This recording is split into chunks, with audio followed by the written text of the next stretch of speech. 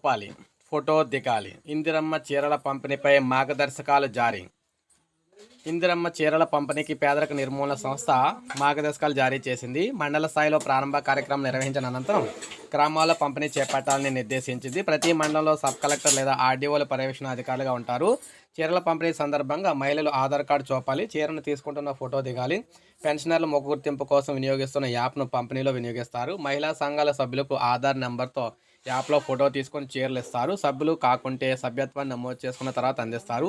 చీరల పంపిణీపై రోజువారీగా నివేదికను సరఫ్ ప్రధాన కార్యాలయానికి అయితే పంపించాలి.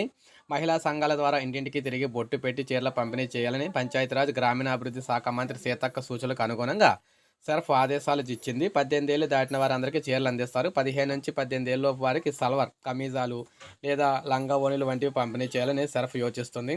ప్రభుత్వ అనుమతి అనంతరం తుది నిర్ణయం తీసుకుంటారు. మెప్మా ఎండీగా దివ్యరాజన్ అయితే మొత్తం మేము చూసుకున్నట్లయితే మహిళలు చీరలు ఇవ్వాలంటే ఖచ్చితంగా వాళ్ళ ఆధార్ కార్డు అయితే పట్టుకెళ్ళాలన్నమాట. ఆధార్ కార్డు ఉంటేనే చీరలు అయితే ఇస్తామని చెప్పేసి చెప్తున్నారు. సో ఇది మనకి అప్డేట్. ఒక లైక్ చేయండి, సబ్స్క్రైబ్ చేసుకోండి, మన ఛానల్ సబ్స్క్రైబ్